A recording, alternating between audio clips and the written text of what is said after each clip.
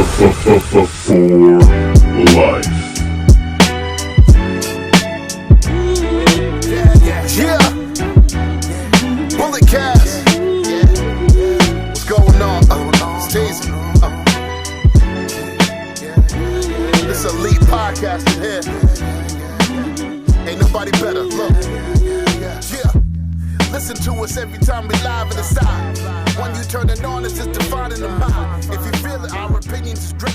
When everything we moving now in the state, turn us on. If the feeling is right, every opinion now comes from the heart. No time we move with a... Hey, what's going on, ladies and gentlemen? Happy holidays. I am the microphone messiah. I am joined by the Canadian destroyer, Brandon Tanguma, the current reigning Bulletcast podcast champion, and of course, the agent of chaos, Miss Katie Scarlett. How you guys doing today? Hey. Fantastic. Happy Turkey Day to everybody out there. Yes, happy Turkey Day. Stay stuffed. Stay stuffed. Gobble, gobble. I think that, Brandon, that's the name of this episode. Stay stuffed. We did it already. See, that's why I'm here. I don't contribute too much, but I contribute decent titles to the podcast, and I have the Wikipedia for all the pay-per-views. Very hard stuff here. Absolutely. Normally we do a recap right after pay-per-views, but I've been going and going. He's the Phillagizer bunny. It's a work in progress. That's another one. That's almost as good as Bromos. It's almost as good. Almost. Katie, I tweeted you about Bromos. I didn't get a response. I don't like that. That's because you're blocked. Wait, when did you tweet me about Bromos? This is like a week ago when people were saying Twitter was going to go away. I was like, if Twitter goes away, I must get this out there. I'm going to go find this because I didn't actually get a notification for that. Why? Because I'm blocked. You're not blocked. I didn't block you. Just muted. That's the worst kind because you don't even know you're muted, but you just keep just talking up against a wall. That's the worst kind. Wow. All right, guys, we're here to talk about some Full Gear. It happened on Saturday. Things happened that I like. Things happened that I didn't like, and we're going to talk about them. So, without further ado, and guys, just so you know, Full Gear is going to be a part of this whole episode. But if you just want to just hear the Full Gear recap, I'll cut it into a separate episode and throw it up on the channels. So, Brandon, take it away. So, Full Gear 2022 took place at the Prudential Center in Newark, New Jersey. We actually did have a pre-show this time. I love to talk pre-show. We had 3 pre-show matches. We had a 10-man tag, an AEW World Eliminator Tournament, and a singles match. We got a serious Danhausen. Love that Danhausen in the first one. We got Ricky Starks winning the Eliminator, or his side of the bracket, to face Ethan Page, which we'll talk about. And then we had Eddie Kingston beating Jun Akiyama in the pre-show main event in I thought a fantastic match, emotional match. Eddie, a big All Japan Kings Road fan, and this was an honor for him to do it. And he even sold the pay-per-view a little bit. I think every single show, Eddie Kingston should get like 3 minutes just to sell people on the pay-per-view, because I don't think no one can sell the pay-per-view like Eddie Kingston can. So if you guys saw the pre-show, just let me know what you guys thought. It was, nothing really, anything spectacular happened, but I did enjoy Eddie Kingston. It showed how much of a connection he does have with the crowd. I have a connection with the crowd. I have a connection with the audience. They love me. They love me. Do they love me? Do we know? They love the idea of you. Oh, Katie, what'd you say? I said, do I need to do a poll at the next show? I think we do. The next Dougwood that you're at, I think we need to get a poll. Like, hey, how do you feel about that guy? Like, is he okay? Is he all right? Like, what do we know? What do we think? Absolutely. But let's go into the main card, because I didn't see a lick of that 0 hour stuff. Wow, it's okay. Neither did I, unfortunately. Yeah, it's all right. I saw a little bit of it. I was too busy being a degenerate watching college football. But who was playing? I was watching Cal Stanford, and I was watching a little bit of shout out Jim Ross, Oklahoma, taking on Oklahoma State. The Sooners? Boomer Sooner, baby. And Jim Ross came out to open the show, or to, I guess, close the pre-show. I forget what exactly happened, we did get JR on the call. Him, Excalibur, and Taz did the first half. Tony Schiavone came in for relief in the second half.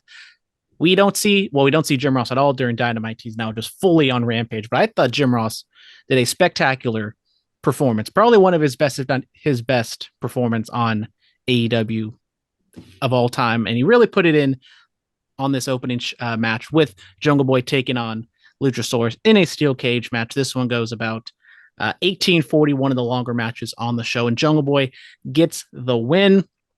Emotional, hard-hitting, blood straight off the top with Jungle Boy. Christian does get involved, but he doesn't get too involved. He opens the door in a steel cage match, which shouldn't really happen. But anyways, Jungle Boy gets the win. Katie, what did you think of the match? And also just throwing out JR, because I did think he did a good job on the show and as a whole. I mean, I'm a JR stan, so I mean, I love him. I love hearing him on commentary, and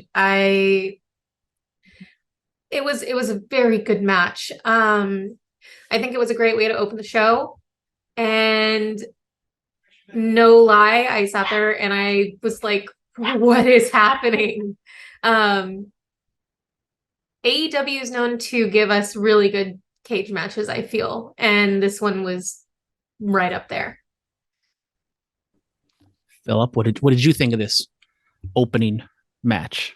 Bloody match. That was great. Let me praise JR. You know, one of my, of course, when anybody who does commentary, they got to look at a good old JR. Throw a tougher than a $2 steak out there every once in a while. That line dropping at Douglas soon. Be ready. I think this was Jungle Boy's best AEW match to date.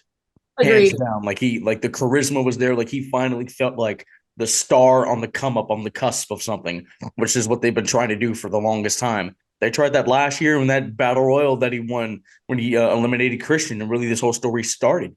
So we got the big win here, but the real big win is when he has the match with Christian, and they finally get the dubs, and he finally gets the big dubski. Hopefully that happens at the Chase Center for AEW Revolution, because it'll be in San Francisco, and I'm going to be there.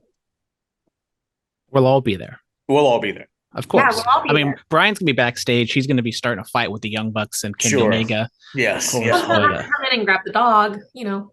Oh, of course. Yeah, of course. But yeah, I mean, I agree with you, Phillip. I thought this match was definitely one of Jungle Boy's best matches. And shout out JR. He was at the forefront of calling him by Jack Perry. And I think a lot of us kind of wondered, why is he doing that? And even Jungle Boy, I think, said it too. Like, he wasn't the biggest fan of it at first, but I think it's come around, and now this evolution of Jungle Boy, because he can't be a boy forever.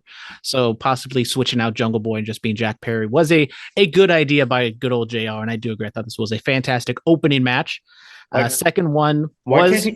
Why can't he be a Jungle Boy forever? Well, you know, Father Time is undefeated. Shawn Michaels is still a heartbreak kid. Uh-huh. Matt and Nick are still young bucks. Come on now. You can all, even age is just a number, and you can be young forever. Absolutely. And honestly, I will say I really do like the Jack Perry name, because it also pays homage to his dear dad. Absolutely. Luke Perry, one of the best. Shout out 90210. So on the pre-show, or on last week's episode, I kind of jokingly said that maybe this was going to be the opening match, but it was close. It was a second match, and that would be the trios match of the Triángulo de la Muerte defending their trios titles against the Elite, the returning Elite, and they come back. They have Carry On, Wayward Son as their new entrance theme of just them as a trio, and we get the crowd chanting FCM Punk. They were definitely a pro Elite crowd. Now, well, I guess we'll talk a little bit about the second match after this, but I thought this was just fantastic. Probably my favorite match of the night. This one also goes around 8:40, so similar to the first match. And the Triángulo de la Muerte gets the win with help from a hammer, as Phoenix hits Kenny with the hammer, and they retain. Then it is announced that they're going to have a best of 7 series, which we had the second one on Dynamite. But just going off of the first match, Phillip, what did you think of this one? I thought best match of the night for me, but it was a very flippy floppy Elite match. I mean, the Elite, they haven't missed a step. I thought this finish was perfect. I really loved that. Like, I don't think I've ever seen that before for like a Kenny, like the count of the One Wing Angel. It was creative. It was innovative. It was something new, which we don't really see a lot in today's wrestling. It was just fun, man. It was just great. And a best of 7. Do we need to? I mean, the matches are going to be great. We know, but do we need to see the 7 times? I I think this one's interesting because like every time they have a match, they go out there and try to kill each other and go 150 miles an hour all the time. And when you think of like the traditional best of seven series, it's like two workhorses going back and forth, grappling, and this isn't that. So I do wonder. Like we've had two matches, both have been fantastic, but a month and a half, 2 months from now, whenever Game 7 is, if it goes that long, because I think it goes into January, are people going to start to be sick of that style and sick of just seeing this match over and over and over again? Right now, it's not worn out, but I can see it wear out. Katie, what do you think? Well, I'm pretty excited about it. We're basically getting a World Series of trios matches, which is exciting. I will say I loved the first match. It was so good. And let's talk a little bit about the long form storytelling with Pac just carrying around the hammer. Just every once in a while, you just see him with the hammer. He's like, I gotta use it. And then look at what the finisher was. Like it was primo storytelling. I loved it. So I don't think we're going over Dynamite beat for beat, but we did have the second match tonight. If you guys saw it or whatnot, but the Triangle de la Muerte gets the second win as well. And this one was a little interesting because it was in Chicago, and this was not as friendly of an elite crowd. They were chanting CM Punk, and the Young Bucks and Kenny Omega were just trolling the hell. We got a GTS, we got a bite spot, we got a failed buckshot lariat. They definitely were leading into it. We thought we were past this, especially with Kenny coming out today or yesterday saying like it's all in the past, just let's move on from it. And then they pull out this match. I thought that was interesting and kind of showed, I think, who the elite are. CM Punk may or may not have been right about them, but I digress. You guys have any thoughts about the second match and the pettiness? I didn't see it, but like it's the elite. Like this is what they do. Like we know this is what they do. And then we got on being the elite, we have the FCM Punk chance, just no song, just right there in your face. I mean, everybody's poking fun at it. Like Jungle Boy ate cake during the media scrum, like CM Punk did. Like everybody's poking fun at it. CM Punk having some fun at it too. He did an MMA show and he kind of said he's a cancer in the locker room. So he's leaning into it, but I think not the best to look from the elite in this match, but no. I thought the match was still, the second match that is, was still great, but I just kind of rolled my eyes at it because I'm like, okay, like you're in Chicago, I get it. You could have done like a few things, but I think making it more of a spotlight than I think it should have been, but that's them. Then we get the third match.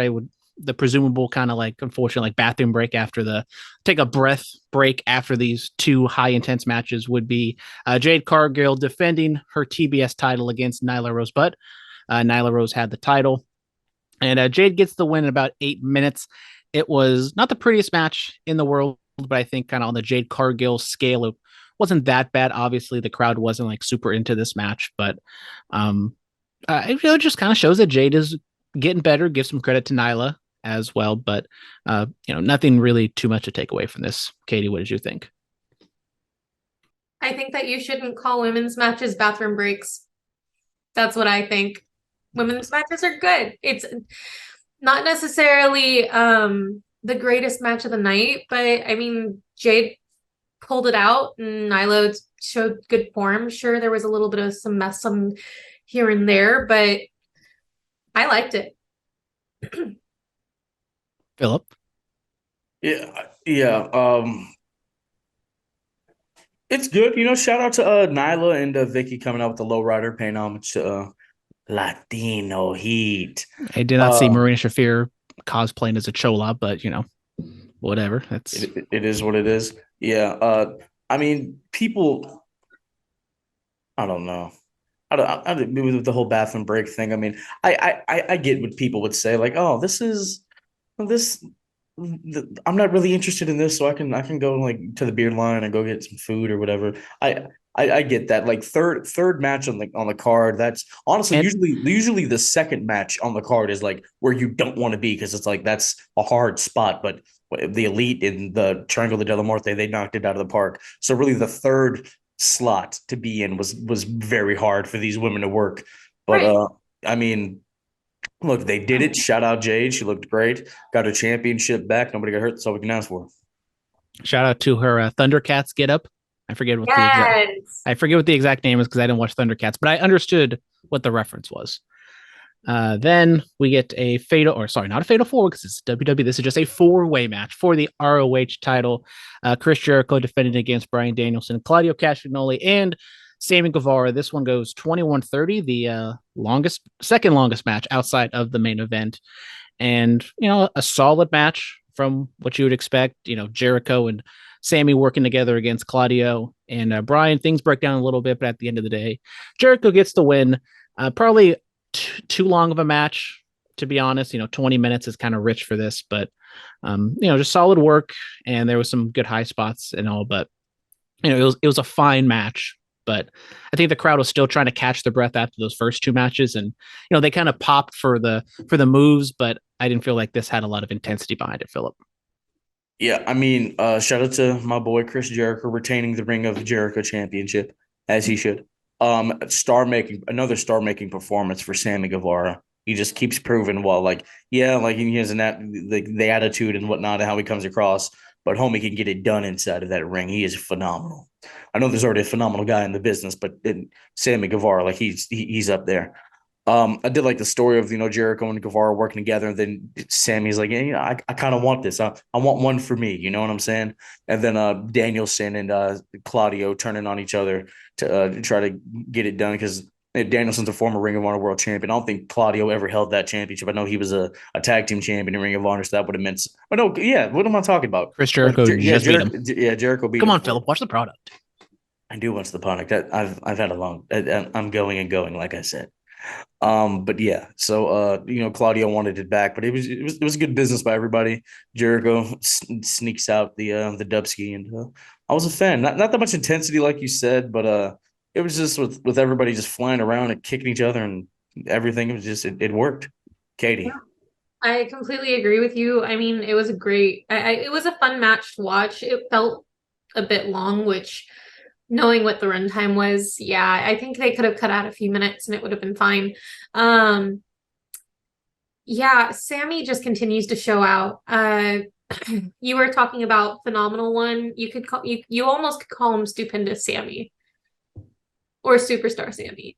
Like, he's really good, and he keeps proving himself over and over again. I can't wait to see what he does. I can't wait to see him in a Bromos shirt.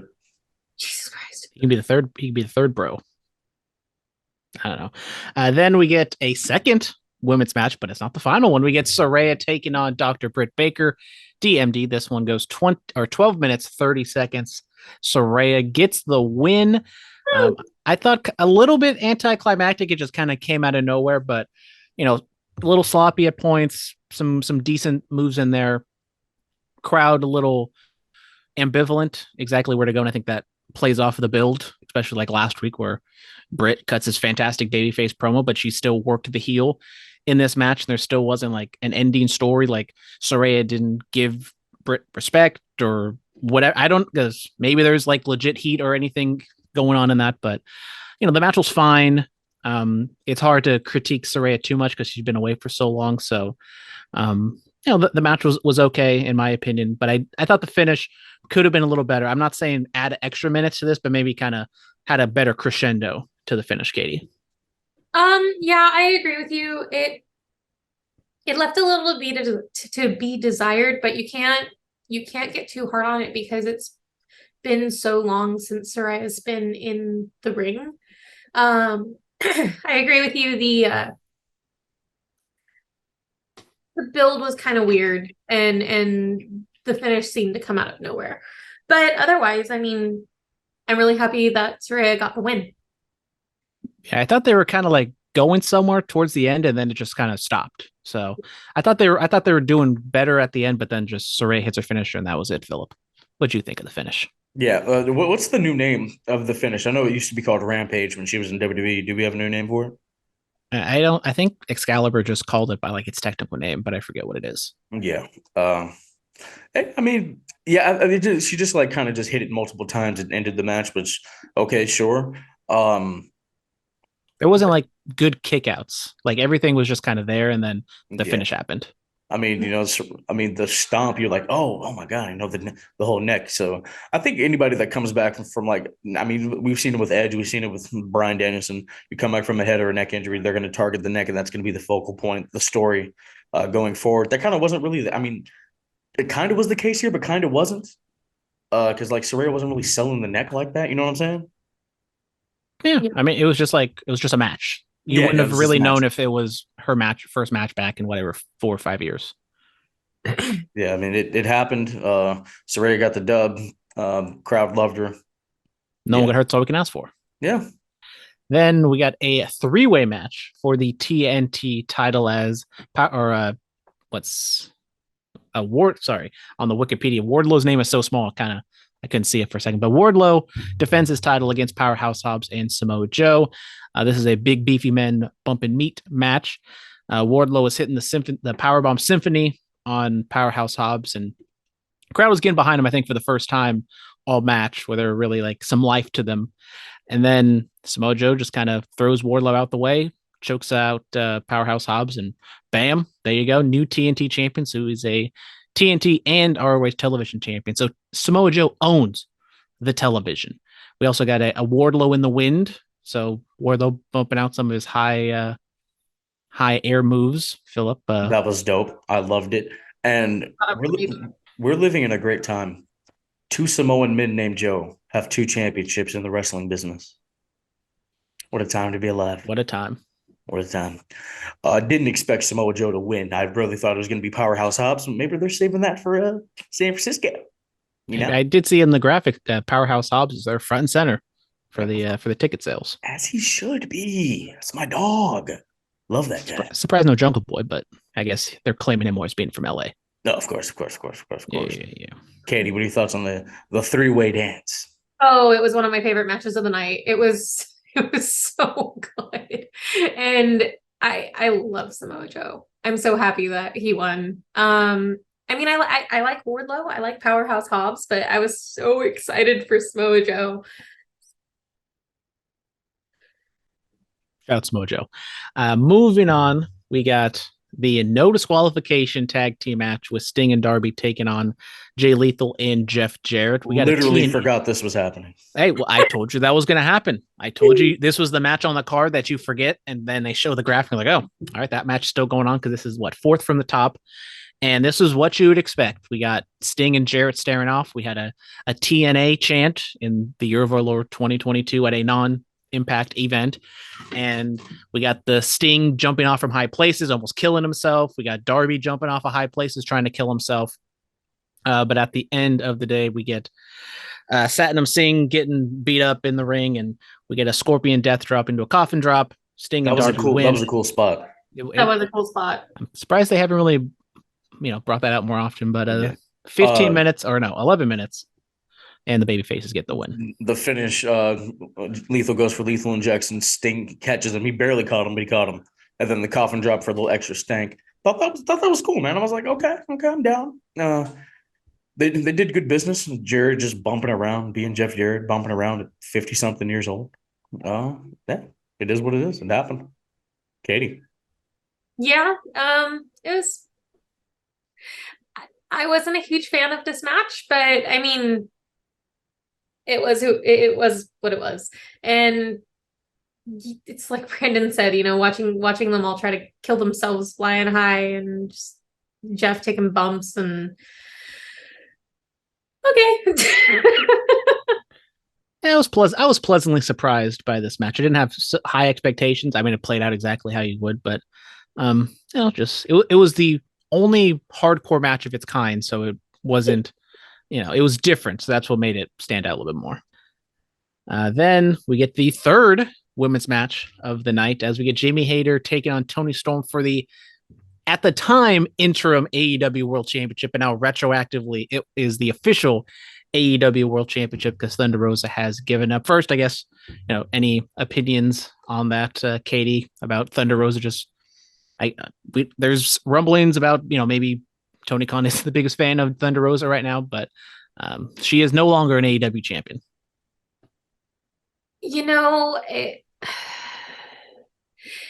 if he was going to make it, if he was going to retroactively make it a full championship reign, then he should have done it a lot earlier because Tony Storm deserved her flowers. So I wasn't very happy about that. Yeah, the retroactively part was a little bit weird. Yeah. I would assume there's probably something going on with Thunder that she might have said one thing, but then now it's turned out it's going to be a lot longer. Look, I'm gonna just throw it out there, bro. The interim shit shouldn't have happened. No, you're either a champion or you're not. Like, stop with the interim stuff.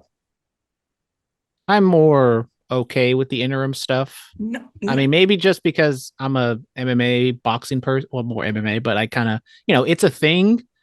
It's a little weird in wrestling where there's a lot more title defenses. I get it. Now, when it comes to Thunder Rosa, that one's different because it's like long term. Like if it was a month or two, like fine. But if it's like over 6 months, that's where I kind of draw the line. It's like, okay, it's a little too long. Look, I'm not a fan of the interim thing at all. If you can't defend the championship for whatever reason, you're not the champ. It's just a fact. Hold a little tournament, do a 3-way dance, whatever. Winner walks out the champion. We call it a day and we go home. Now with this match, good. It was really good, but it should have ended at a certain point when Britt Baker hits the curb stomp on the belt outside, roll in Tony Storm. Hayter hits the finish, 1, 2, 3. We go home. She stole it, man. We could have did that. They went on for a little bit too long, and like Tony Storm had her Johnny Gargano moment of just being super person and kicking out of everything. Yep. Agreed. 15 minutes is the time on this one. Jamie Hayter gets the win. She's the at the time interim, now official AEW Women's Champion. I like the match. Once again, the crowd was kind of split on who, but I think they definitely leaned more on Jamie Hayter.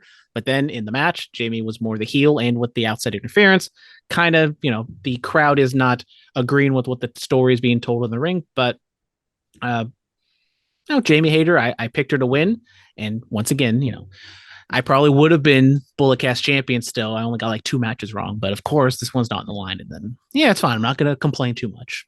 But great match from these women. And nice to see there's 3 women's matches on the card. And 3 of them, I mean, they all had stories and they all, well, the first one I, kind of said it was the catch your breath break. But I mean, I thought all 3 matches were pretty good. And I thought the title match kind of stood out as Did you one of really the best just one. complain that your championship wasn't on the line? Yes, because I'm a fighting champion, unlike Thunder Rosa. Whoa. He's a friend of the show. Sorry. Yeah. Hey, you're the one that said she shouldn't be champion. Well, look, the interim thing in general, okay? I Oh, wasn't okay, targeting okay. her. I mean, we're talking about her. Well, I mean, it's in general, interim, whether it's MMA, wrestling, whatever. No, you can't defend it. You're not the champ. That's just how I feel. Moving on. There was a tag title match, correct? Yes, the penultimate match was for the AEW World Tag Titles as the Acclaim defend against Swerve and Our Glory, Swerve Strickland and Keith Lee. This one goes 19 minutes, 40 seconds. The crowd, I think, was waiting for something to happen with Lee and Swerve, and they were kind of not sitting on their hands because they still love the Acclaim. Match was good, but it wasn't as good as their other 2 matches, I think, just because of the crowd, and they weren't as into it as they were those first 2 matches. But Swerve wanted to chop off someone's fingers, and Keith Lee draws the line at mutilation. So good for Keith Lee, way to stand up for your morals, I guess. And he just walks out, and then the Acclaim beat up on Swerve. Yeah, I'm going to throw this out here right now. With the whole Dahmer series being popular right now, teasing mutilation probably isn't the best thing. Well, I just think it's stupid in general. Like, even just the Triple H sledgehammer. Like, we know you're not going to Gallagher him. You're not going to murder anybody, so don't even tease it. It just throws out how fake it is. So sure? I don't like any of those types of things. Are you sure, bro? Did people get murdered in wrestling? Like who?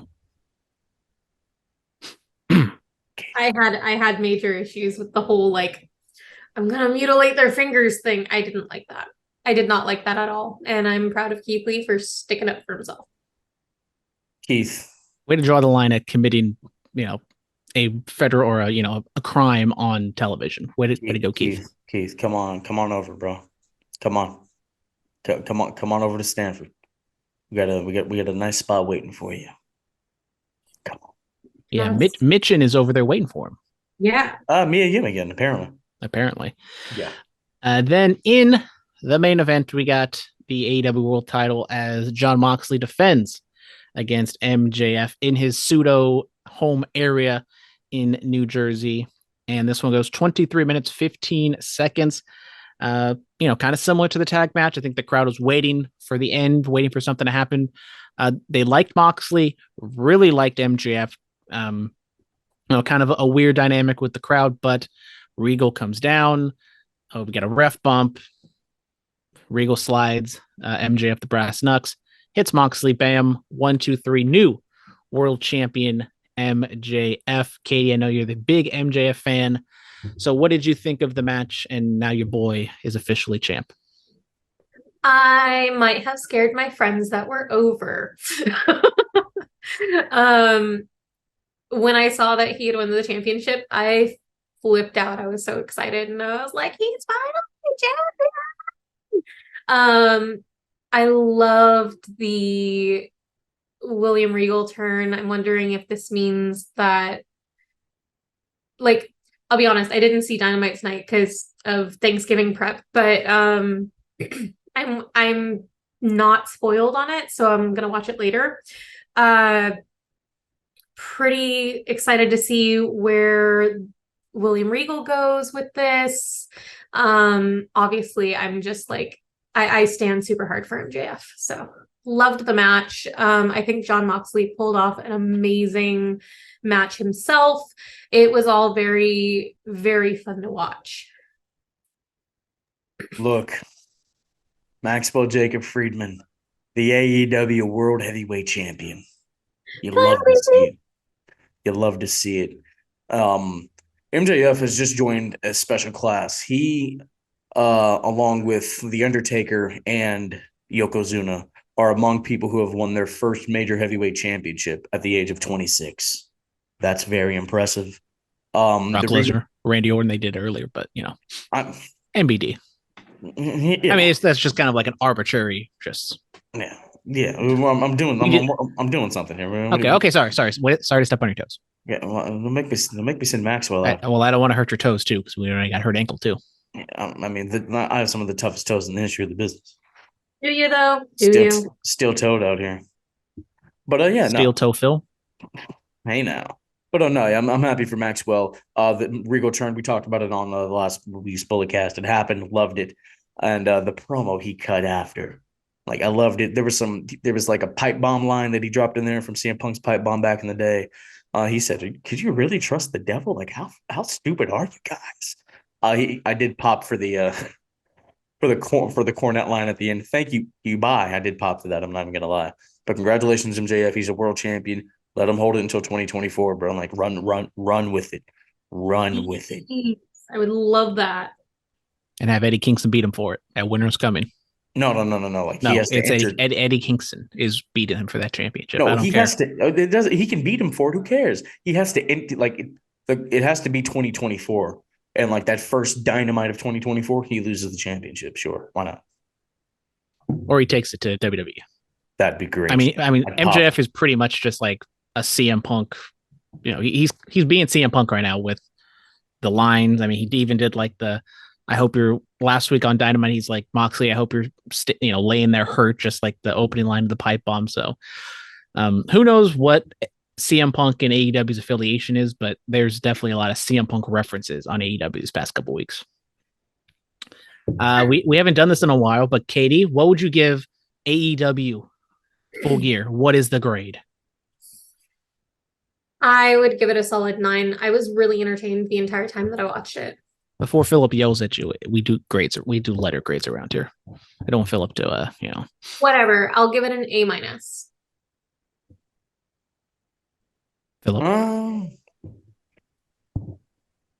Give it a B. It was cool. It was all right, So we could have shaved some time off of some bangs. But yeah. It was a long show, but it wasn't like, I thought, agonizingly long. I think some of the other shows have been. Yeah. Maybe like a B-. I think maybe the worst in-crowd AEW pay-per-view, but that still doesn't mean it's a bad show. It's still a good show, good wrestling. It's okay. The next pay-per-view, we gonna get hyphy. We gonna get lit in that B. Yeah, at the Chase Center, 20,000 people.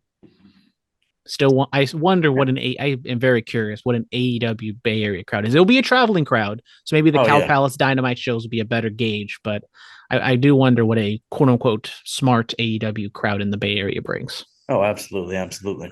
All right, that's it for the Full Gear talk. Let's hop into the other topic so we can get out of here. Outside of the ring, this year is the 8-year anniversary of the CM Punk Colt Cabana podcast that dropped during Thanksgiving weekend, and that kind of set the wrestling world a storm. Punk just dropped it all. He name dropped everything. He talked about his experience and blah blah blah, this and that. And usually when things like that happen, you talk about them for weeks to months after. Here we are, years later, and we still talk about this. We talked about it, when Punk showed up in AEW, like, well, he's mentioned like being like angry at this and that. Could we see those things with his run in AEW and so on and so forth? So, Brendan, I know for a fact you've heard this podcast. What was your reaction then? What's your reaction 8 years later, given what we know about Punk and the whole elite stuff? I mean, back then, like I just started getting into like the internet wrestling sites, so it was like, and I was a big CM Punk fan, still a big CM Punk fan, and I remember my boy Wade Keller, shout out. I think he kind of broke the news that the podcast was happening, and then Colt Cabana just dropped it out of the blue on Thanksgiving because it was like, well, the news is already out there, might as well just drop it. And I like vividly remember just like listening to it, just like throughout, I just kind of stopped everything and just like listened to it, just going about my day listening to it because I just had to know what was going on. And like that was just like, to use a cliche, was a pipe bomb because it just kind of, the whole wrestling world just kind of stopped because we didn't really know that was happening until it happened. And I mean, I've listened to it back multiple times and I think it still holds up, even though kind of knowing what you know now, you kind of look and critique what Punk was saying, but just a very big, important piece in pro wrestling history going off of CM Punk's walkout and just everything that's followed it up. And unfortunately, kind of the fallout with Colt Cabana, that leads into the CM Punk, fallout with AEW. So it's, as you said, 8 years later, this podcast is still prevalent as ever.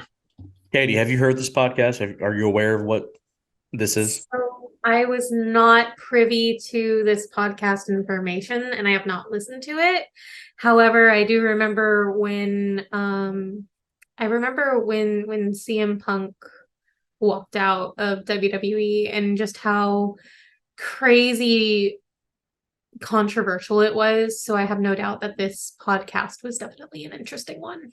Absolutely. I remember like that day it dropped. I stopped, I listened to it. That's the first podcast I've ever listened to. And honestly, it kind of invigorated my love for this medium here.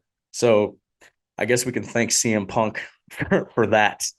That didn't have dropped. Shout out Colt Cabana. I mean, Art of Wrestling might not be what it used to be, but that show was like so influential for the indie scene. It kind of brought up like, the Young Bucks and the PWG people, ROH guys, and like everyone will focus on CM Punk, but Colt Cabana and what he did for that podcast.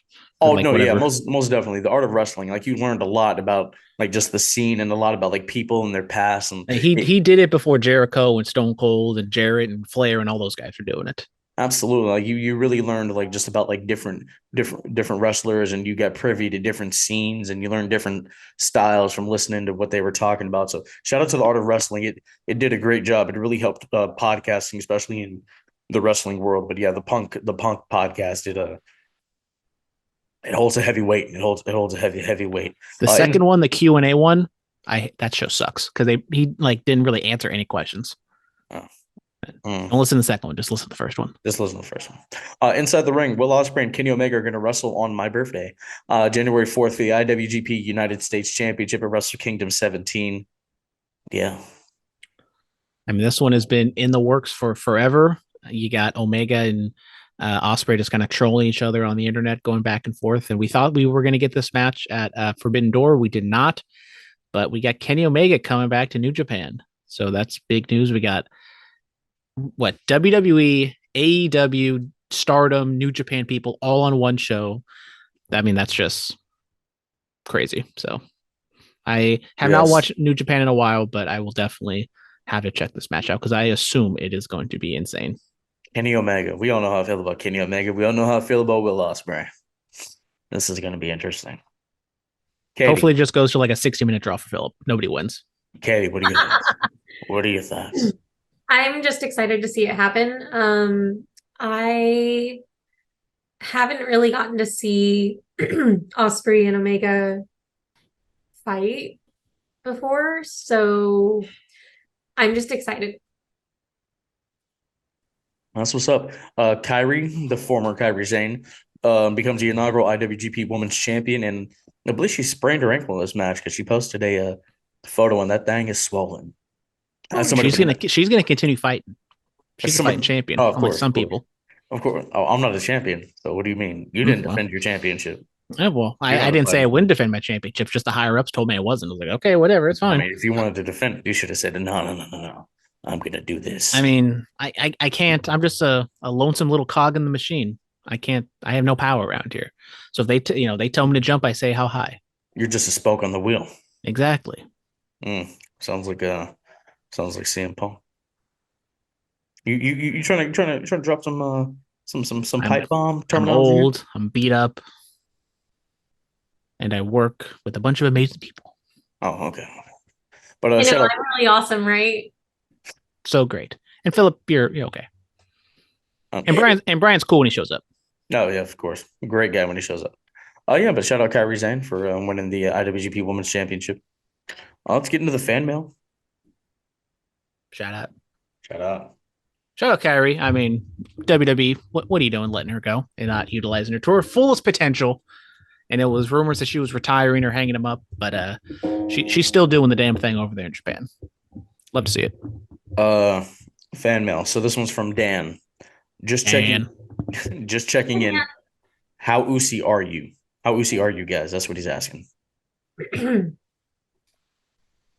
So Usi. Juicy Usi. Usi to the I don't know. Katie, how Usi are you?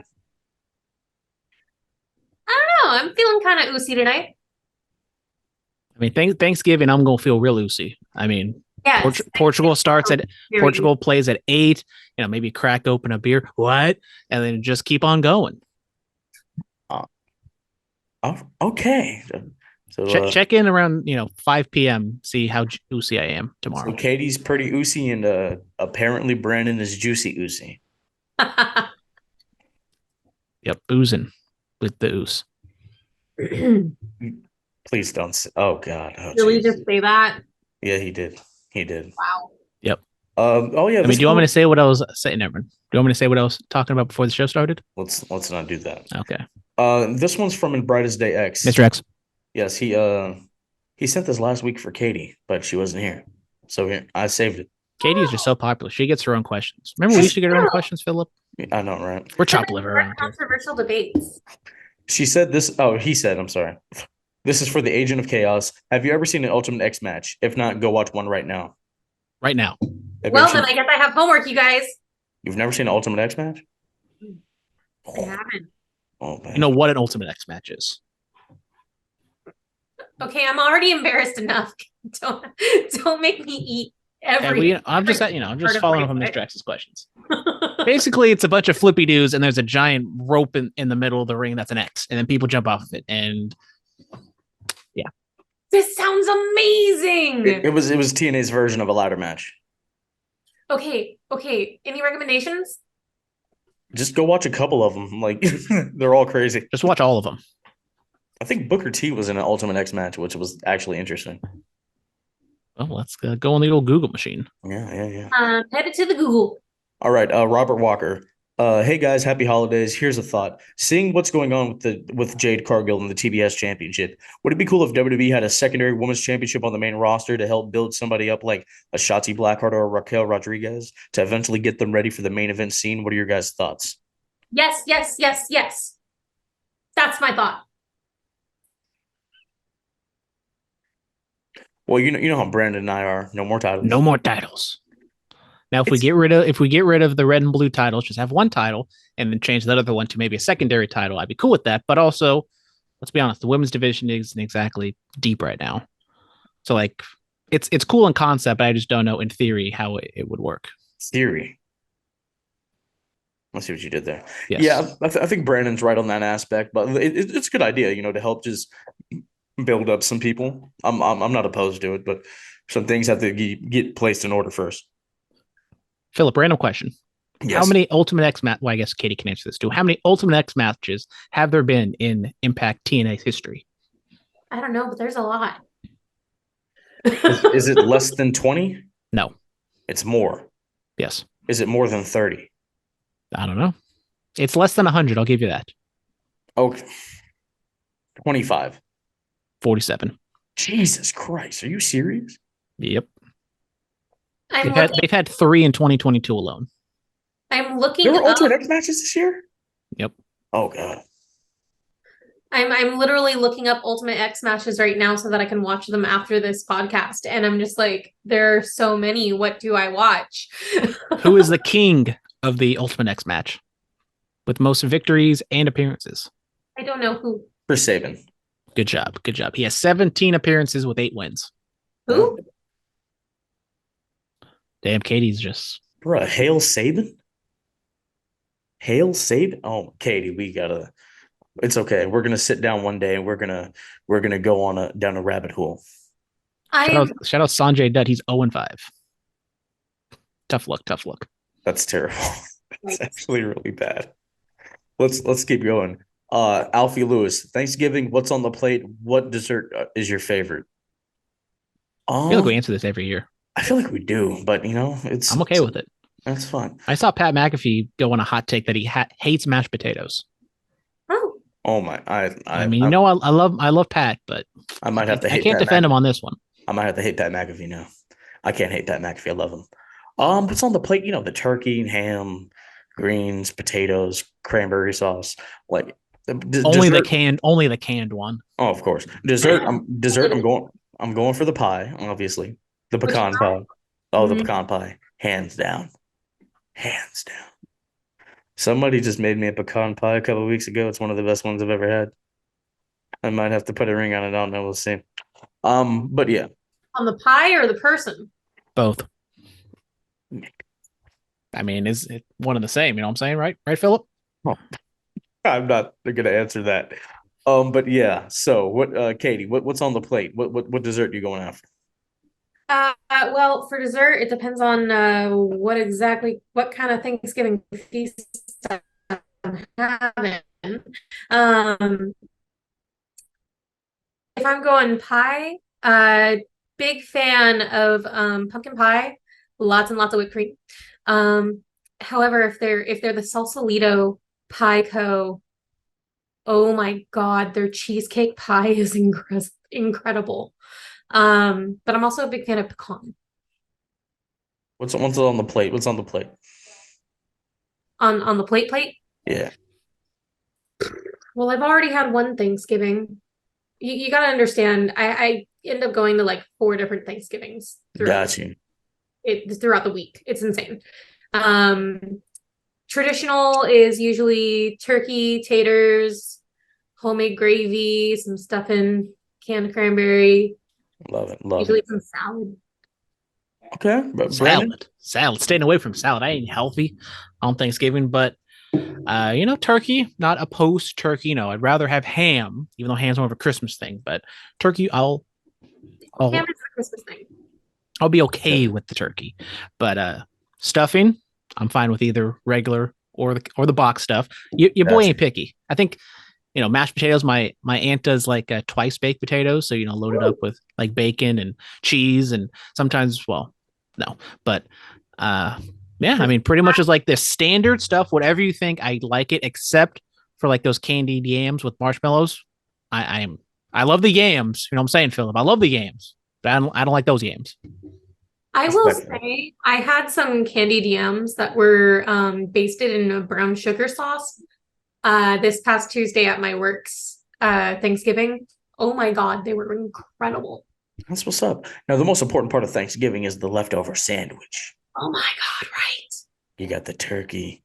See, what you got? It's got to be on the Hawaiian roll. It can be. I do it's got to be.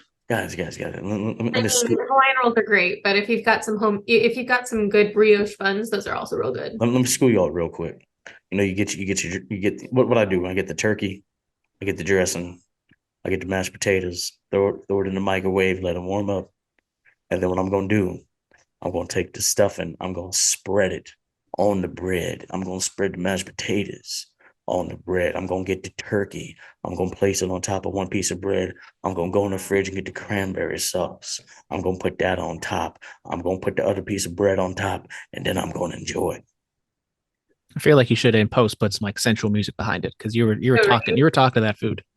yeah, you were. You need to add some like romance to that because that I was just, I that just, I was a just, love letter right there. I just had a little moment. That's like the honestly. You know what that voice is?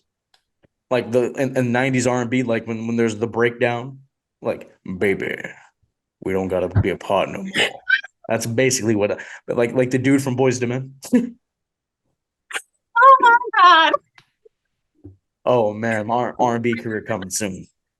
Now I'm gonna blow some of our listeners' minds now. I don't just do traditional Thanksgiving. I have two other types of Thanksgiving that I do. The first is tacos giving, which is my version of Friendsgiving. Everybody's required to bring 3 tacos from a taqueria, a taco truck. No chain tacos. Homemade tacos are great. Shout out Jack the Box Tacos. No, Yes. no. We provide the apps, the drinks, the desserts. Everybody gets together, parties, has a lot of good fun. This year we did the Hot Ones challenge, all 10 hot sauces. I took the challenge and managed to do all 10 wings, no water, no milk, no ice cream, didn't even break a sweat. Right on, right on. I like The that. other one we do, which is coming up tomorrow, is Kate's Giving, where my husband thanks me for being Italian and we have a whole Italian feast. Very nice. Vinny Massaro would be proud. Oh, he would be so proud. Gotta throw it out there. He's All my right. man. All right, inbred X. Let's wrap this up real quick. There are reports that Carl Anderson is going to be penalized in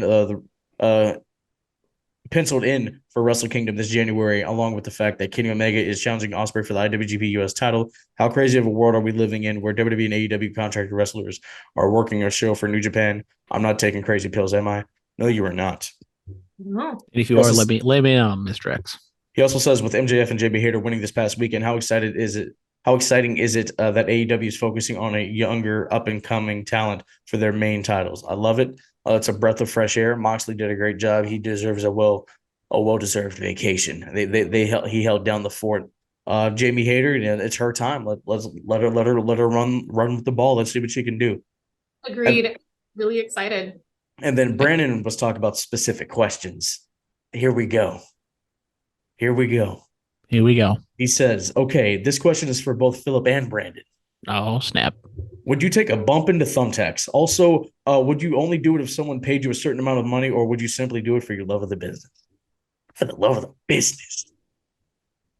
Well, I mean, if someone's going to pay me to do it, I will happily negotiate. But I have heard horror stories like Chris Jericho talking about it. And I think he said like that might be the worst thing he's ever done is just taking a bump into thumbtacks. It looks painful, but it doesn't look like that bad, but it is that bad. I mean, I got Juicy Finale is here. We can ask him. About the thumbtacks? You want me to ask him? Hey, Juice. Scale of 1 to 10. How bad are thumbtacks? How bad is the thumbtack bump?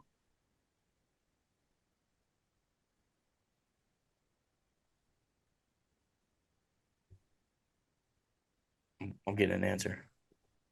He said about a 4 or a 5. Well, Juicy's a better man than I am. Yes. All right, we are going to being a 4 or 5. Okay, we're going to move on. We're going to get into it. Survivor Series. It is this weekend. Championship is on the line. I guess it's just Katie, myself, and Brandon. So here we go. The United States Championship. Seth Rollins defends against Bobby Lashley and Austin Theory. Triple threat match, so you could see them doing the finish like they did in Full Gear, where someone pins the non-champion, and Seth doesn't loses it but doesn't get pinned. I think that's how we do it, and I'll give it to Theory. I think I've been liking what Theory's been doing lately.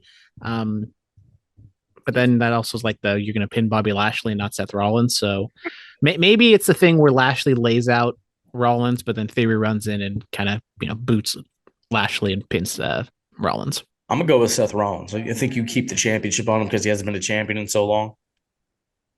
Just let him have it. Let him roll with it. Let's see what happens. Katie, Well, are you gonna be different and choose the other guy? no, I'm not actually. Oh, okay. Damn. As much as I love Bobby Lashley, I don't think it's his time to regain the championship. I'm feeling Theory. Right on. There we go. All right, the SmackDown Women's Championship, Ronda Rousey versus Shotzi Blackheart. I'm going Ronda Rousey. Love Shotzi, town business, all that. But unfortunately, she's just kind of the lone woman out of War Games. So she's the sacrificial lamb for Ronda Rousey. Ronda Rousey will win and retain. Katie. Wow, guys. I'm going with our Oakland homegirl. I'm going with Shotzi. Okay, all right. I see what you do there. I see what you do. Also, AJ Styles, a phenomenal one, going up against the leader of the Judgment Day, Finn Balor. Finn's been on a roll. Judgment Day's been on a roll, but I think the OC needs this one. I'm gonna give it to AJ. Yeah, I agree with you. I'm feeling AJ on this one. I really like the Judgment Day and I want Finn to win, but I think it's gonna be AJ. Brennan. Well, I'll be different. That's how I won this championship to begin with, by standing out, going out on a limb. So I will give it to Finn. Unfortunately, just a lot of these Judgment Day things have been, interference, and that's how you get the win. Me and Gim, Mitchin, whatever her name is, might be recovering from War Games, so maybe Rhea Ripley's still going to be out there unopposed. Maybe we get a returning Edge and Beth Phoenix coming back. So I'll give it to Finn, but I wouldn't be shocked if we get like a counteract to Rhea and maybe Beth and Edge come out. Okay. I see. Now it is the first of the War Games matches. It is the Women's War Games match. The EST of WWE, the Raw Women's Champion Bianca Belair, Asuka, Alexa Bliss, and Mia Yim, and TBA versus Damage Control, Nikki Cross, and Rhea Ripley. Now, I'm going to give it to the faces. I'm giving it to Bianca's team because I'm pretty sure we know the outcome of the men's War Games match. So I'm gonna give it to Bianca. Who do we think to be announced is? I think it's gonna be Becky Lynch. It's what the internet's telling us, that Becky Lynch is going to be the TBA. Apparently, there's like leaks out there that says it's not going to be Sasha Banks, so don't ask for it. And I think if Becky's healthy, she sounds like I was thinking about her before. It was kind of like rumored, but I don't know, like a shoulder injury. Maybe you can hide her a little bit, have her be the last one. Doesn't have to do too much. So I think it will be Becky, and I will say the faces win this one. Yeah, I'm not deviating from the norm. I'm also saying the faces win. But I honestly haven't been reading any of the wrestling news lately, so I had no idea that they were saying, "Oh, it's rumored that she's going to be here." I was just legit like, I want it to be Becky Lynch. Absolutely. Last up, the men's War Games match: Sheamus, Drew McIntyre, the Brawling Brutes, and Kevin Owens go up against the Bloodline, Solo Sikoa, the Usos, Sami Zayn, and Roman Reigns. Light work, light day at the office, Bloodline up all day. Bloodline. However, I do think that Kevin Owens is going to end up doing a stunner on Roman Reigns at some point in the match. Oh, of course. Because we fans want it. And they know it. We know Roman's gonna get stunned, but it's not gonna stop him from walking out with the Dubski. No. Yes, sir. As much as I want to be different, I will take the coward's way out, and I will also take the Bloodline. I just kind of look and see, like, there's no real weak link in the Bloodline of, like, in the women's one, like, Nikki Cross just kind of stands out as the person who take the fall. They've been protecting pretty much everybody. Like, maybe Sammy could do it, but I wouldn't be shocked if the faces do get the win here and upset the Bloodline to set up a possible match at the Royal Rumble. Bloodline win, and maybe this still sets up Kevin Owens and Roman Reigns. Who is the oh my God, please don't die spot of this one? I think does Kevin Owens do it because I think That's what the he's leading known for, right? or maybe Sami Zayn tries Maybe to do Solo Sikoa busted out. Like, we don't know. Like, honestly, we don't know. Maybe Ridge Holland tries something crazy. I have no idea is the honest truth. Bro, somebody's getting caught with a Claymore in midair, and it's going to be fantastic. Right? Could you imagine Roman going for a Superman punch and then out of nowhere a Claymore? Like, Oh, I need Io Shirai to jump off War Games with the garage with the garbage can on her head. That would be dope. oh my God. I need her to do it again. We do need her to do it again. But yeah, I think that's gonna do it. Thank you guys so much. Real quick, some sad news. This past Sunday, on the way to the SPW show in Elk Grove, Scoot Robertson, he's a wrestler there. He's he helps out a lot with the promoting. He helped us out for Collectible Stampede. Unfortunately, his grandparents were hit by a drunk driver, and unfortunately, his grandmother did not survive the accident. So, prayers are going out to him and his family, all of his close friends. Yeah. So I don't know if there's gonna be a GoFundMe or anything like that, but Scoot, brother, we're praying for you. We're so sorry for your loss, especially around the holidays. I know that has to suck even worse. But man, just keep your head up, brother. Just keep your head up. All right. Peace. T's and P's. With that being said, happy Thanksgiving, guys. Stay safe out there. Enjoy the Black Friday shopping. Don't be fighting over a TV because you don't need one. You already have one at home. Thank you guys so much. America is going to crush England on Friday. It's called soccer, everybody. Jesus Christ. USA. War USA. Sorry, continue. Sorry. All right, proud boy. Thank you guys so much. Let's go, Brandon. Stay clean, stay strong, stay safe. Diamonds are forever. So is the microphone Messiah. Happy holidays, everybody.